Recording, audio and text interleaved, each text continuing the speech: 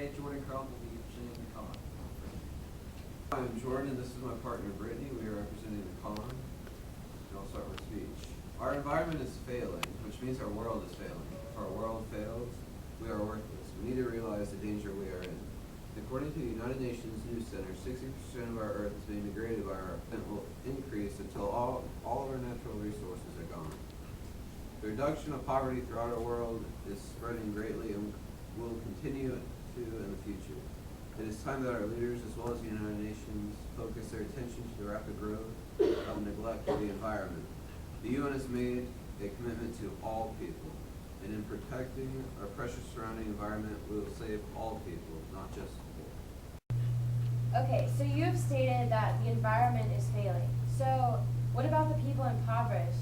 Why should their environment be prioritized over the people who are dying every day?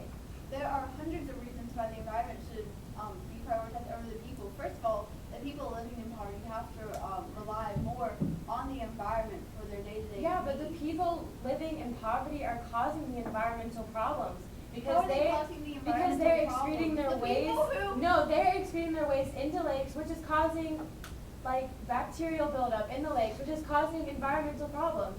So the people are causing the environmental May I problems. answer your one of 10 questions? First of all, bacteria is natural and breaks down things in the ocean. It's all part of the food chain. It doesn't hurt anything. Actually, those who are wealthy are the ones causing pollution due to the CO2 emissions from like driving around these big jets, these big Cadillacs, having 10 houses in who knows where lands, and they don't even need them when people can't even have food.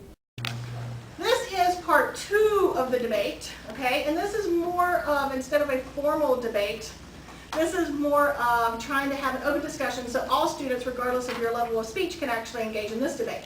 And don't forget, our topic is, when it cannot do both, the United Nations should prioritize poverty reduction over combating climate change. So what we want to talk about today is, can they do that? Should they do that? And if so, how can we do that? To Copenhagen. Way back there.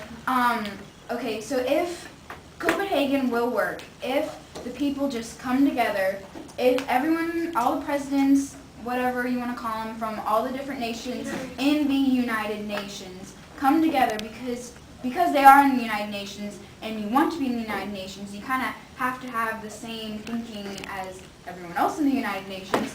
And so if they just come together and they get a certain thing that they want, or like a schedule on how they want, us to change our ways on all the countries, then they can see better, the budgets and everything, and then put some aside for the people in poverty and for those third world countries who aren't in the United Nations, and help them out when they are in need, because... There are no countries not in the United Nations.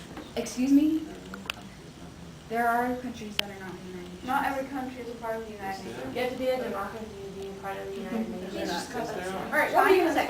I was just going to say that by helping the environment, that would lead to helping those who are impoverished, because it would allow them, like, if they had the ability to, they had a better environment and the ability to then grow their crops and stuff, they wouldn't be in poverty. How do you They plan wouldn't on get doing jobs. that? You still haven't said. Well, how are you planning on biting into saving all of these thousands of people that are dying? I mean, it's a ton of people, and if everybody's not on board with it, then it's going to be pretty much impossible to save the entire But by poverty. You have to do By things having one step country- at a time. By having each country given 1% of their budget and being able to have adequate health care for these people, Well, how are you the planning people on in getting each each poor, country to? That's what I'm saying. by enacting it through the UN and having it for each country to have the 1%, it would help people in poverty that cannot have adequate health care or sanitation or life needs. If it works, we can put that aside. Don't you think that Environment. Instead of using like the money and the funds and the time to raise cans that are just maybe going to get denied when they get there,